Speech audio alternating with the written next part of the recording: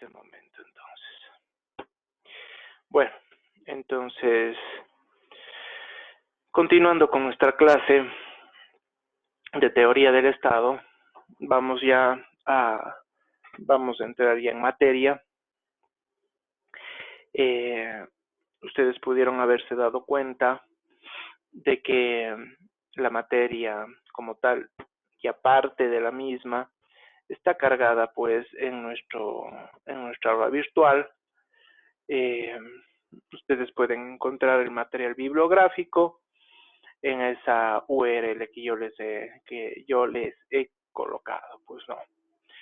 En todo caso, de pronto voy a escanearles unas páginas de un texto para que tengan además la oportunidad de leer desde ese entorno, más tardecito.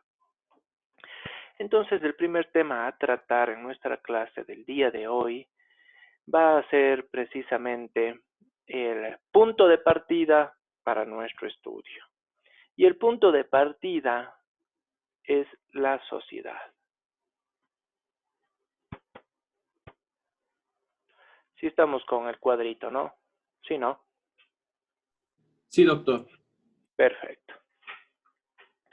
Tenemos la sociedad, punto de partida para nuestro estudio, punto de partida para nuestra materia. ¿Qué es la sociedad? Es una gran interrogante que se ha planteado a lo largo de la historia. Y digo a lo largo de la historia porque ya desde el mundo griego se cuestionaba, se planteaba la interrogante de qué es la sociedad en cuanto a concepto, en cuanto a categoría, pues, ¿no? Y efectivamente, la sociedad, en un primer momento, desde una primera reflexión pero muy por encima, ¿sí? Puede decirse que es un grupo humano, ¿no? Es un grupo humano. Pero esta primera reflexión es demasiado simple, ¿no? Es demasiado simple. Porque carece de muchas otras virtudes, de muchas otras características que la sociedad en cuanto a concepto dinámico posee. Ya en el mundo griego se dijo lo siguiente: la sociedad está compuesta de hombres libres, ¿sí? Los griegos entonces ya empiezan a abordar y empiezan a tratar el concepto de sociedad desde un enfoque filosófico. Quieren encontrar el núcleo, la razón de ser, la esencia de la sociedad. La sociedad está compuesta de hombres, ¿sí? Compuesta de hombres libres. De hombres libres. Y efectivamente, estos hombres libres tienen una naturaleza propia. Su naturaleza es de que por esencia el hombre es un animal social. Le gusta vivir en comunidad. Le gusta compartir. Sí, le gusta compartir. Entonces aquí la reflexión ya del mundo griego es de que el hombre es un ser social por naturaleza. Esperen, les escribo bien ahí, eso. Por naturaleza. Cuando digo por naturaleza es desde que nace, pues. Es un ser social. Y al ser un ser social, automáticamente está generando la idea de que es un ser político. Por naturaleza también. Es un ser político. ¿Por qué es un ser político? Y es porque Los hombres necesitan vivir en la polis. La polis es la comunidad, ¿sí? Es un ser político porque vive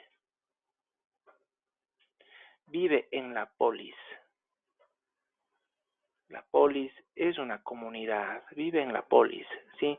Son estas grandes aglomeraciones ya de las primeras ciudades. Es una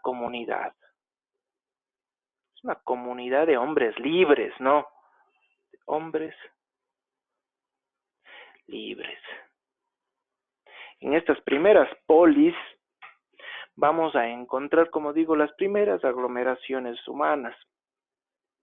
Estas polis griegas empiezan a plantear las primeras formas de organización política como tal. Y al ser hombres libres, automáticamente a ese hombre se le permite tomar o formar en alguna medida una comunidad. Puede, por lo tanto, participar en la forma de organización de esa polis. Se le puede consultar, puede votar. Es precisamente en ese momento en el cual las primeras manifestaciones de participación ciudadana empiezan a generarse, pues no. Las primeras formas de participación, y ahí es cuando nace la democracia, ¿sí? En la polis. Pero ¿quiénes participaban en esa toma de decisiones? En elegir a un representante, en la idea de votar la necesidad de irse a la guerra. ¿Quiénes? Los hombres libres. Precisamente porque el ser humano, el hombre, es un animal social por naturaleza y político por naturaleza. En ese sentido, aquí tenemos el criterio de Delvecchio,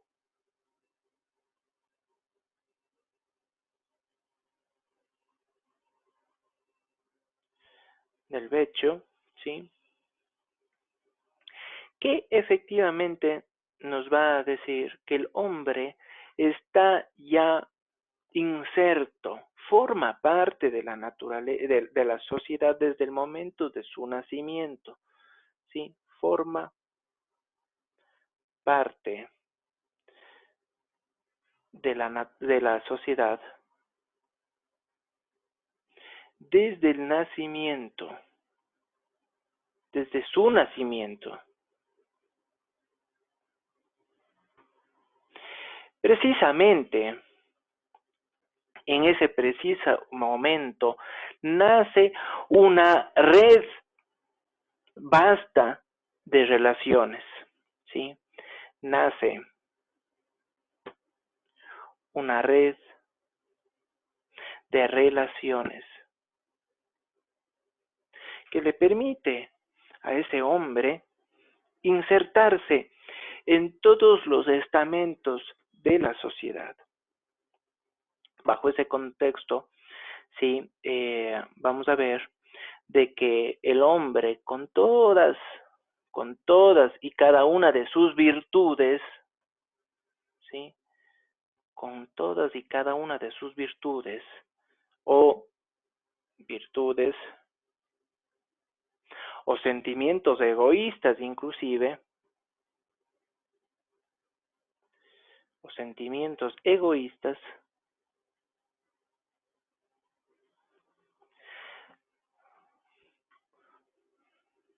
generan como tal un sentimiento de qué? Pues un sentimiento, un anhelo de formar parte de un grupo. Genera un anhelo de ser parte del grupo.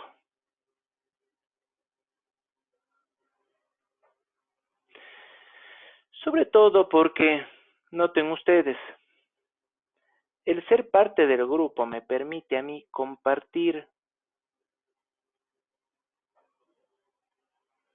necesidades.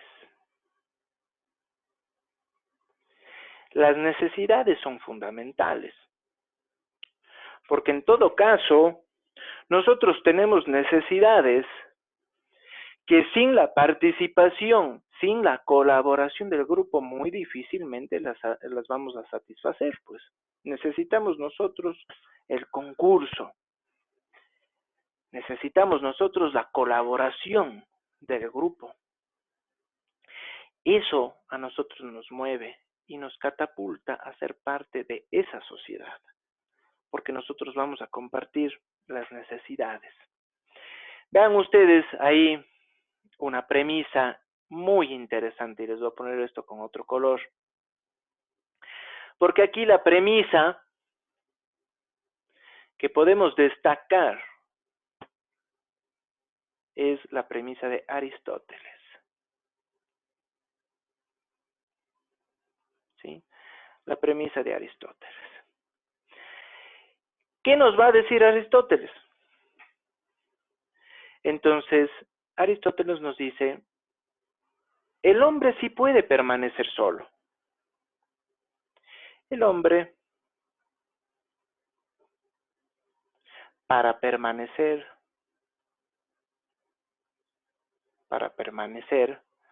solo, únicamente debe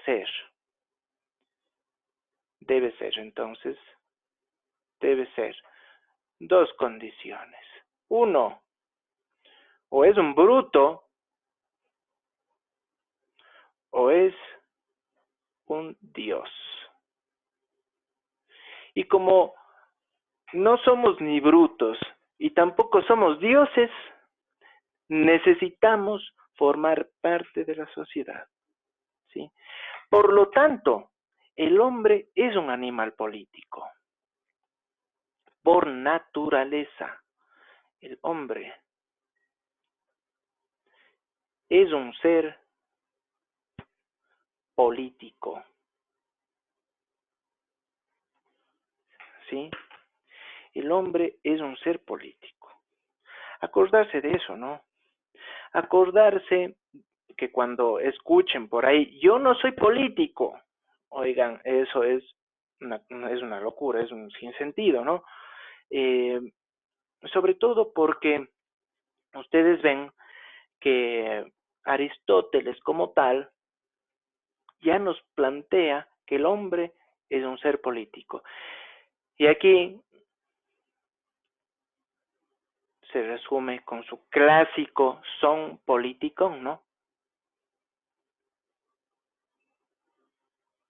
¿Sí? El son político.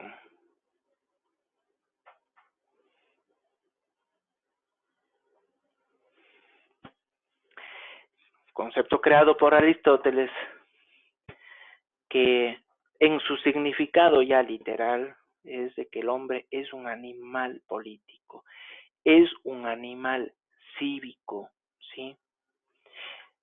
Esa es la diferencia que Aristóteles encontró para destacarnos sobre el resto de seres que viven en el mundo, pues. Nuestra esencia de ser parte de la sociedad, de ser parte de esa estructura cívica y de participar en la polis, que eso es fundamental, ¿sí? Nosotros necesitamos participar de la sociedad, en la toma de decisiones, eligiendo, siendo futuros representantes, etcétera, pues, ¿no? Esa es la idea. Por lo tanto, entonces, noten ustedes lo siguiente. El concepto de sociedad, como tal, va a estar en constante transformación. Esto está en constante transformación. Está en constante transformación. Sobre todo, ¿sí? Porque las formas de asociación humana, con el pasar del tiempo, son cada vez más complicadas. Son cada vez más complicadas.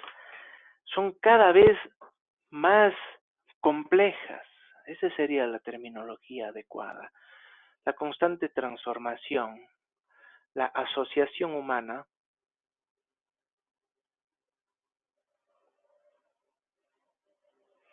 es compleja. Va mutando, va transformándose, va complejizándose hasta llegar al estado, ¿sí? Vean ustedes, ahora nada más, la forma de asociación humana. Hace meses, como digo, era inconcebible de que, pues tal vez no inconcebible, pero todavía nosotros veíamos algo muy lejano,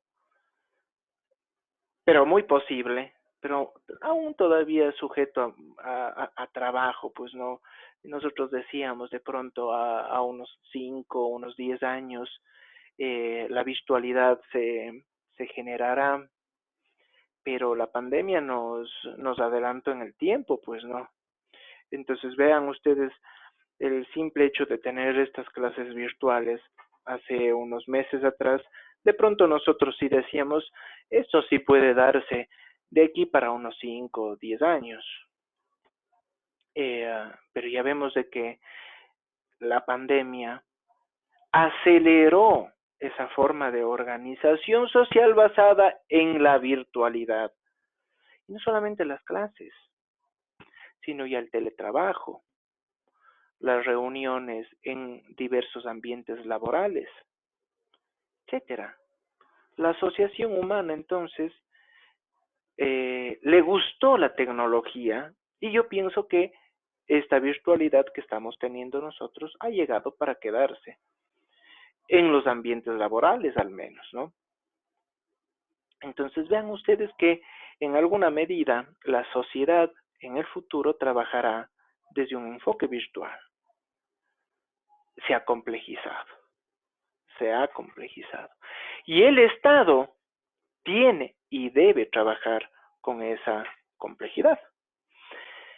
Entonces, si es que esto es así,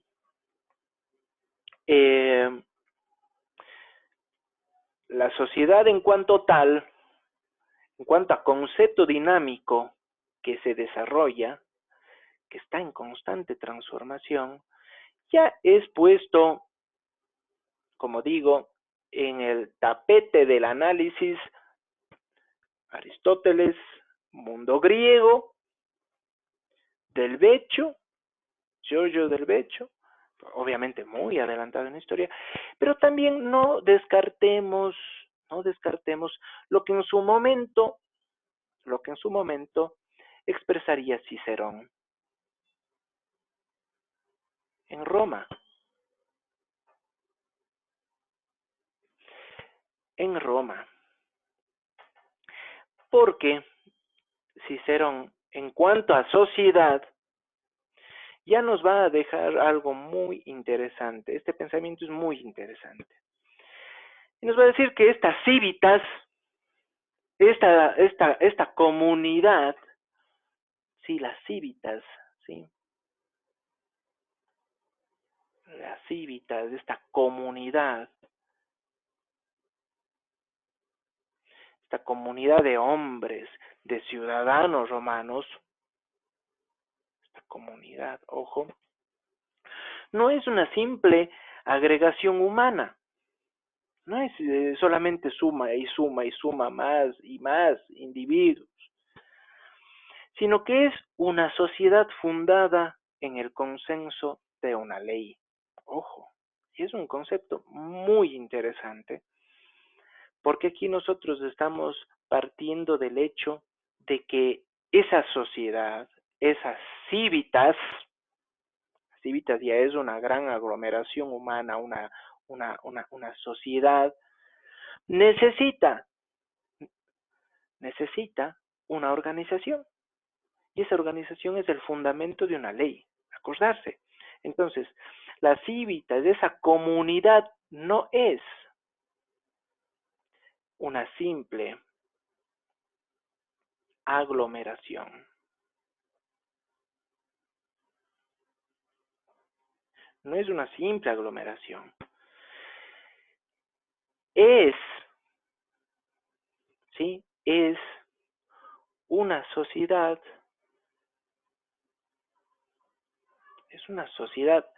basada o fundada en el consenso de una ley. Entonces ahí nosotros nos podemos dar cuenta de que la ley en cuanto tal va a reunir todas las aspiraciones, todas las exigencias para generar armonía. La ley es el catalizador. La ley a nosotros nos va a permitir tener armonía. La sociedad necesita, entonces, para que se mantenga, para que exista un cierto grado de paz, necesita de ley, ¿sí? De una ley. Por lo tanto, los hombres libres, desde el enfoque de Cicerón, desde el enfoque de Aristóteles, participan. ¿Para qué? Pues para que de común consenso, de común acuerdo, en una amplia mayoría, tengan una ley. En cuanto tal. ¿Alguna pregunta? ¿Alguna pregunta hasta el momento? ¿Está claro? Pregunto, ¿está claro? ¿Sí? ¿No? Sí, doctor. Sí. Correcto. Voy a guardarle este cuadrito preliminar.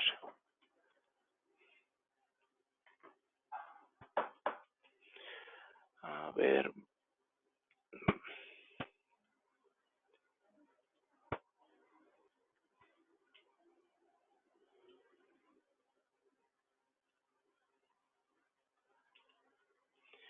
Y vamos a abrir otro cuadrito. Perfecto. Entonces, vean ustedes que este concepto de sociedad es un concepto que está en constante evolución y que a nosotros nos va a servir mucho para, en lo posterior, empezar ya a hablar de formas de organización que preceden el concepto de Estado. Bajo ese contexto, no debemos dejar de lado dos enfoques. La sociedad, entonces. La sociedad y enfoques.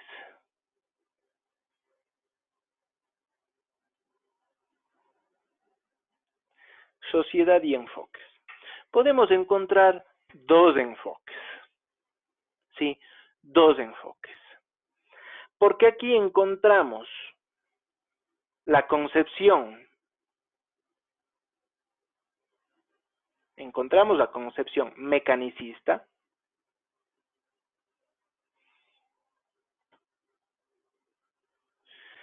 ¿Sí? Y encontramos por el otro lado la concepción organicista.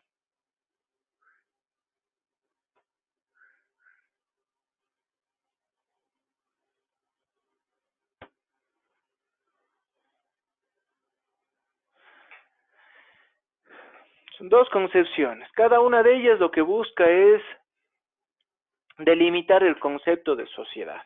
¿Sí? Delimitar el concepto de sociedad y bajo ese contexto empezar ya a hablar de otras formas más complejas de organización, pero basado en ese tipo de concepciones. Ya vamos a ver qué o con cuál de pronto nos podemos inclinar. La concepción mecanicista, ¿sí? La concepción mecanicista de la sociedad tiene una estrecha relación con las ciencias exactas. Estrecha relación con las ciencias, entonces, exactas. como la física, ¿no? Física.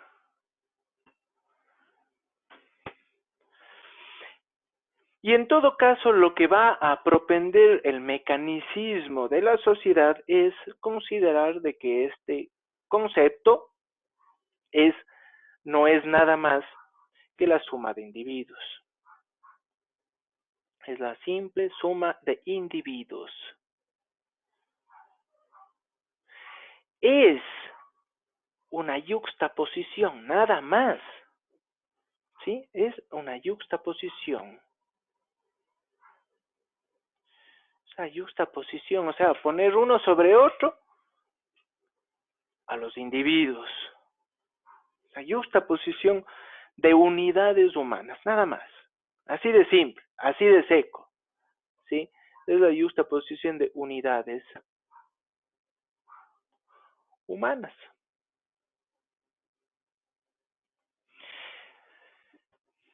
Todo eso, obviamente, en un lugar determinado. En lugar determinado. ¿Cuántos son?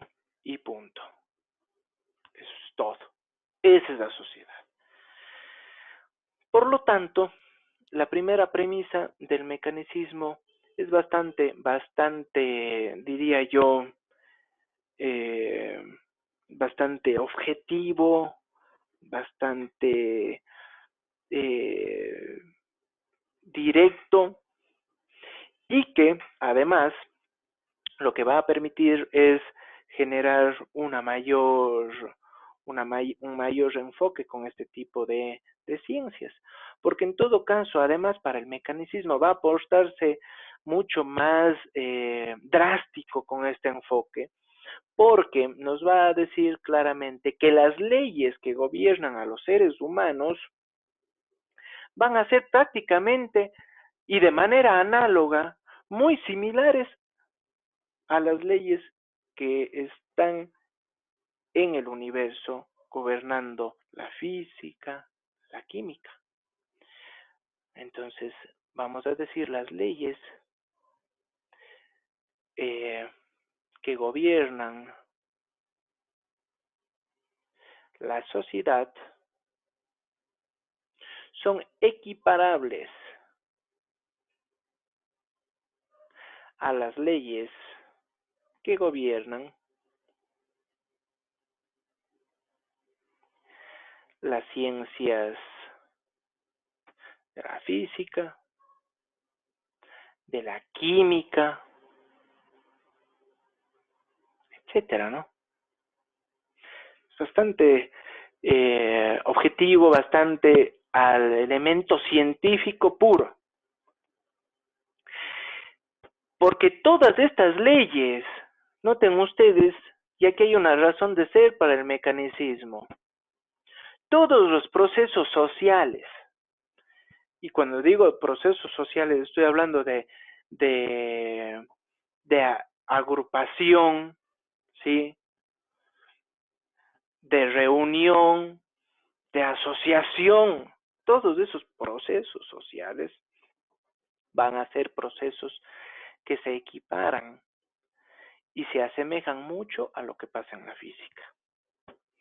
Los procesos, entonces, sociales son similares, equiparables a lo que sucede en la física, similar a los procesos físicos. Y aquí tenemos el criterio de Carey.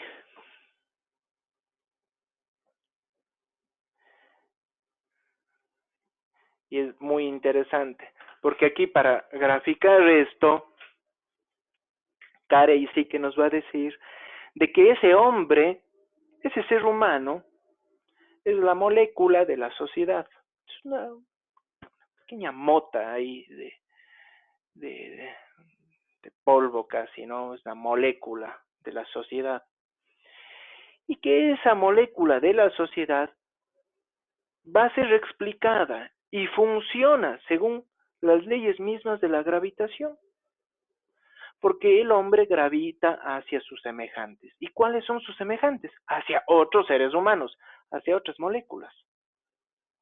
Entonces, bajo ese contexto, se explica la ley física con la sociedad.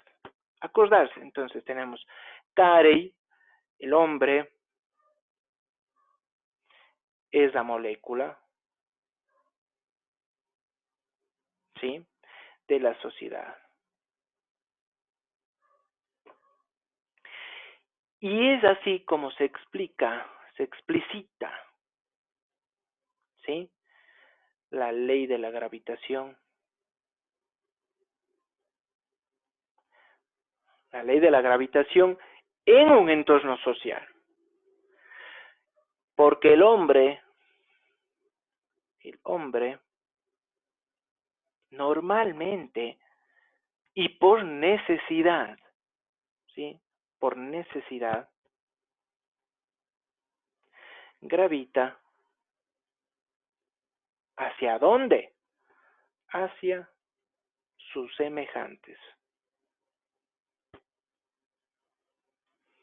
Entonces, efectivamente, el mecanicismo puro y duro encuentra justificación en este criterio, ¿sí?, en este criterio.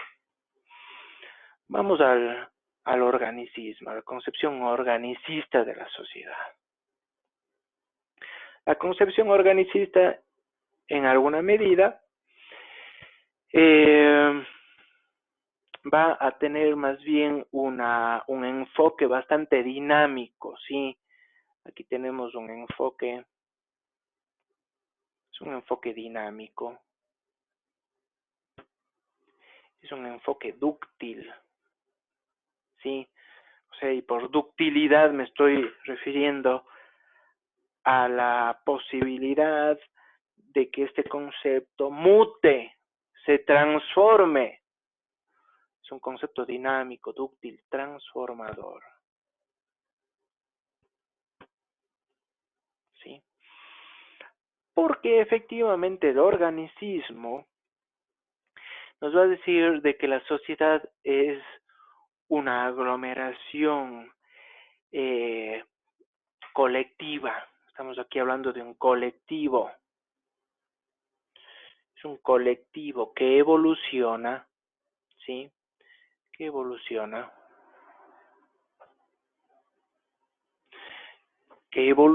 como las especies, ¿sí? Porque estamos aquí generando organismos complejos.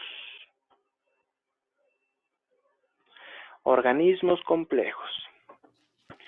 Entonces, efectivamente, aquí hay una analogía. Aquí sí que hay una analogía, ¿no? Una analogía evidente. La analogía es entre sociedad y organismos vivos.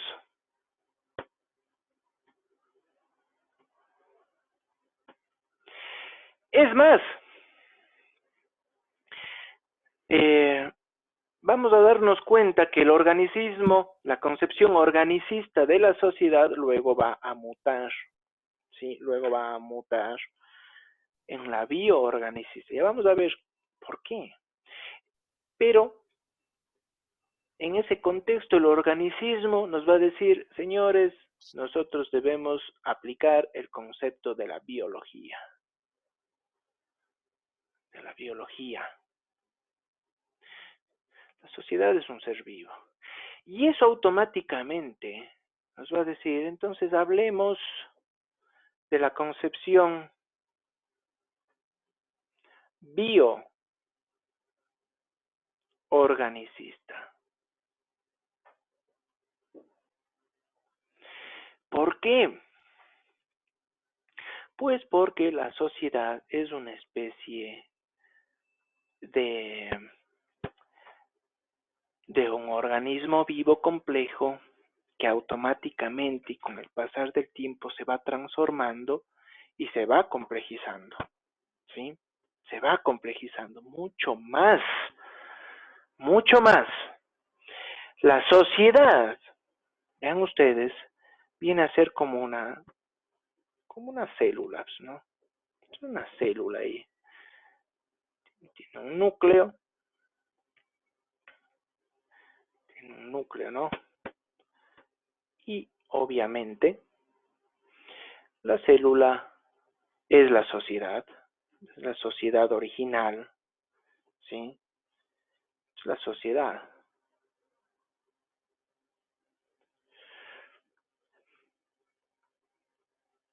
Pero la sociedad se va a ir transformando.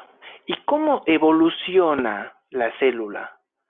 ¿Cómo se reproduce la célula? Con la autopoiesis, ¿no? Entonces, de esta célula va a nacer otra célula, ¿sí? Tenemos aquí otra célula, una dependiente de la otra, está unida por esto, ¿no? Y tiene hasta un mismo núcleo, ¿no?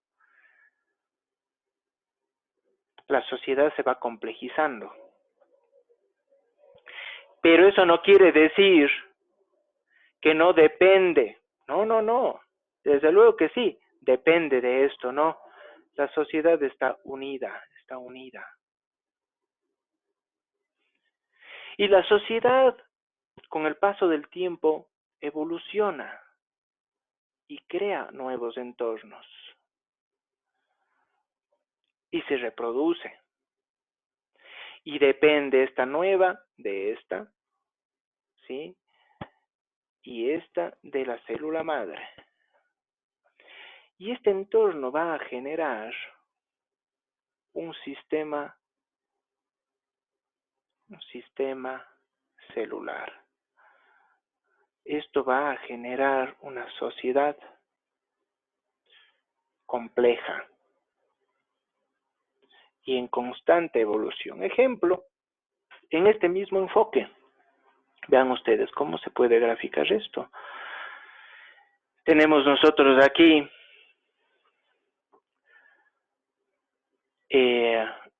la telefonía fija, el teléfono fijo, ¿no? Tenemos aquí el teléfono fijo. La sociedad, en su momento, utilizó y utilizaba y utiliza todavía el teléfono fijo como una forma, ¿para qué? Para entablar diálogo y sobre todo estar en constante comunicación. El teléfono fijo fue lo máximo, ¿sí? Lo máximo. Pero con el paso del tiempo surgió otra forma de comunicación, el celular.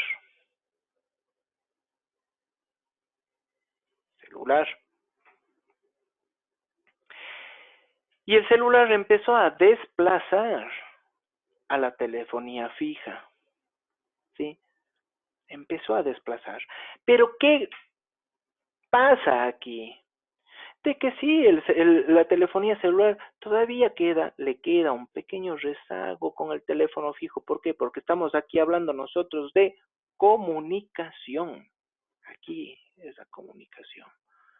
La comunicación, nos gusta hablar por el celular. Sí, nos gusta hablar por el celular. Pero la sociedad pide más. Y claro, el celular necesita evolucionar y dice muy bien, además de hablar por el celular, yo te voy a dar la opción de que puedas tú navegar por internet. Es más, te doy la opción de tener redes sociales. Y la red social, vean ustedes, es una nueva forma ¿de qué? De comunicación. Entonces el celular ahora tiene el chance de hablar por celular, pero además redes sociales. Como una nueva forma de comunicación que depende de hablar por el celular y que depende de la idea original, comunicación. Entonces la comunicación, acordarse, la comunicación es el sistema complejo, la sociedad de la comunicación. Es la sociedad de la comunicación. La comunicación está evolucionando como una célula, ¿sí? Vean ustedes este rato nuestra forma de comunicación virtual. Podríamos decir que estamos creando ya este rato una nueva célula. Aquí. Espérense para ponerles a que no se confunda esto ahí. Ahí. Con un nuevo núcleo. Y eso automáticamente. Comunicación virtual. La sociedad virtual, entonces. Esto es la concepción organicista.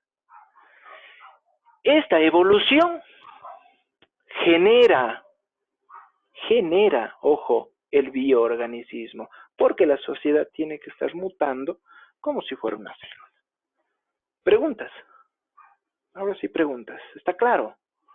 ¿Alguna pregunta? ¿Alguna pregunta que se quiera realizar, hacer? Hasta guardar este cuadrito. ¿Alguna pregunta? ¿Está claro?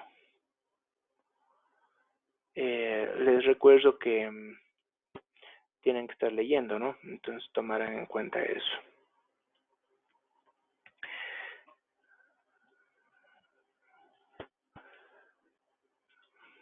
¿Está claro? Correcto. Acordarse entonces que ya tenemos la primera parte de nuestra materia y yo en la siguiente clase yo preguntaré a los miembros de este foro cuál ha sido el análisis que se ha hecho en esta clase, ¿sí? Para continuar con la clase, con la materia, pues, ¿no? Entonces, tomar en cuenta, entenderán bien. Martín Ochoa tiene la palabra. Profe, una pregunta. ¿Esto que nos dio este rato va a subir al aula virtual o no? Claro. Ya, solo eso. Gracias. Correcto, entonces, jóvenes. Si es que eso es así, concluiríamos por el día de hoy y esta clase igual, la grabación,